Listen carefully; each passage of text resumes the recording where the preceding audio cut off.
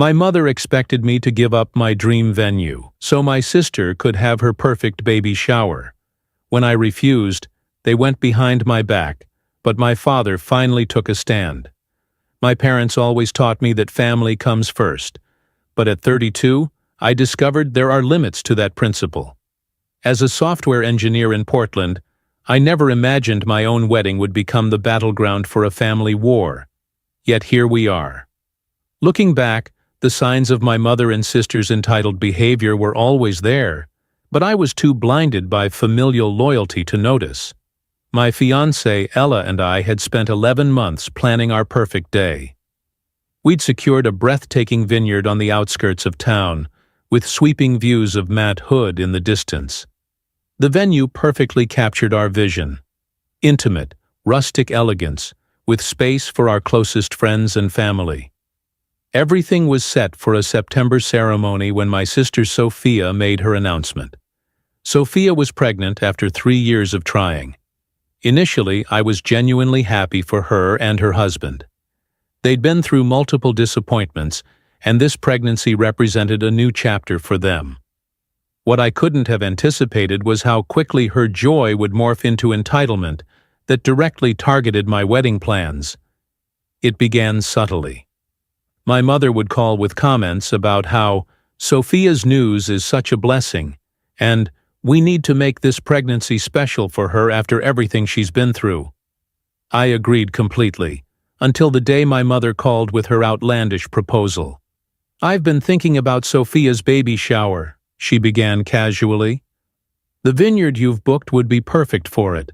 Have you considered postponing your wedding so she can use the venue?" I thought she was joking. She wasn't. "This is Sophia's miracle baby," she continued when I expressed disbelief. "You and Ella can reschedule for next year. It's not like the wedding can't happen any time." The audacity stunned me. We had vendors contracted, guests with travel arrangements, and non-refundable deposits paid. More importantly, this was our wedding day, a once-in-a-lifetime event that we'd been planning for nearly a year. When I refused, the situation deteriorated rapidly. Sophia texted me the following day, clearly having been fed my mother's perspective. "Mom told me you're being difficult about the venue. I can't believe you'd put your wedding above my baby shower after everything I've been through." I tried explaining that while I supported her pregnancy celebration, sacrificing our wedding wasn't reasonable. Her response was cold. "I guess now I know where your priorities lie." What followed was a campaign of sabotage that I still find difficult to comprehend. The first sign came when our florist called to confirm our cancellation. Confused, I explained there must be a mistake. The same happened with our photographer, then our caterer. It didn't take detective work to figure out who was behind it. When confronted, my mother didn't even deny her actions. "I thought I'd help things along since you're being so stubborn," she said with remarkable calm. "It's just a wedding. Sophia's baby shower is a family priority now." The situation reached its peak when the vineyard manager called, explaining that my mother and sister had visited in person, attempting to reschedule our date for Sophia's baby shower. They had presented themselves as acting on my behalf, claiming I'd approved everything. Thankfully, the manager had the professionalism to verify before making any changes. Desperate, I called my father. He's always been the quieter parent, typically letting my mother handle family matters. But this had gone too far, and I needed an ally. "The situation has gotten out of hand," I explained, detailing their sabotage attempts. "They're actively trying to cancel our wedding." His response was measured but resolute. "I had no idea it had gone this far. I'll handle it." The next day, my mother called in a fury. Apparently, my father had threatened financial consequences if she continued her campaign against our wedding.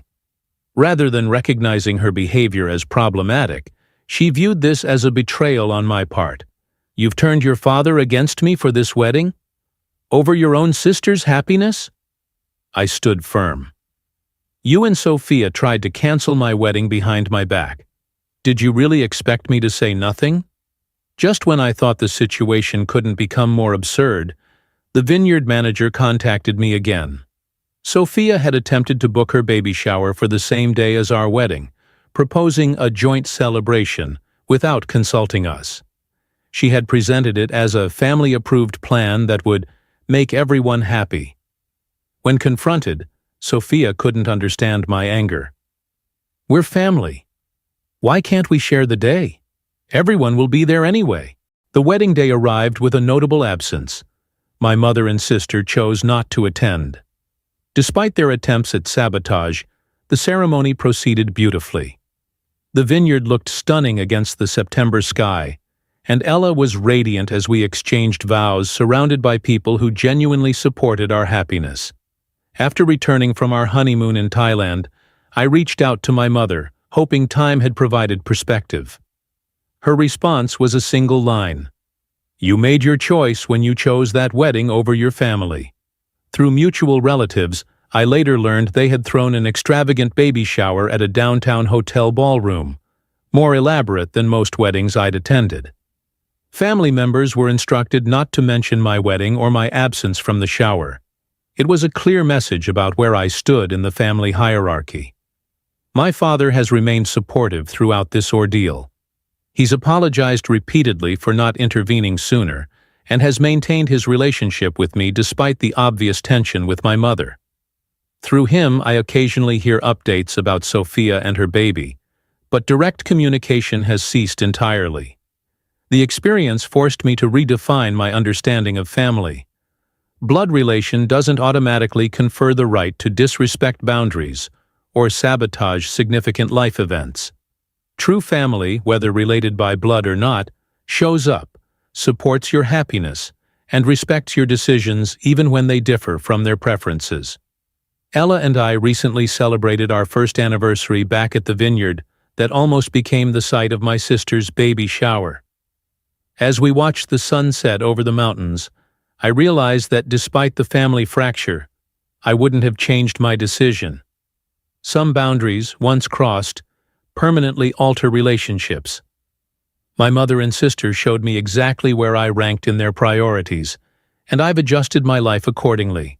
The irony isn't lost on me that in their quest to prioritize Sophia's celebration over mine, they lost the opportunity to be part of either of our lives.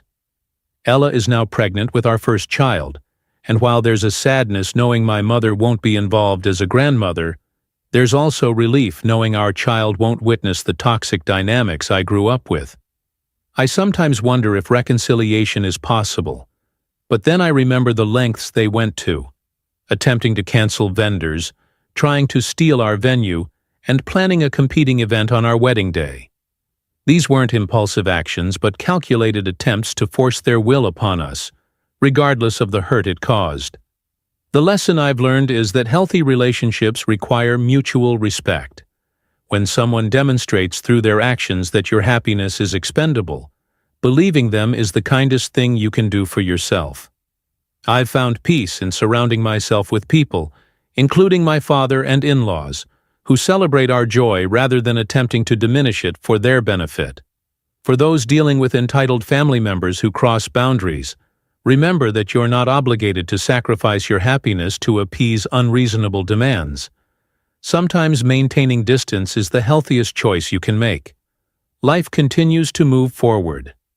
Ella and I are building our own family traditions now, ones based on mutual respect and genuine support. And yes, our child's celebrations will be their own special days, not opportunities to overshadow someone else's milestone.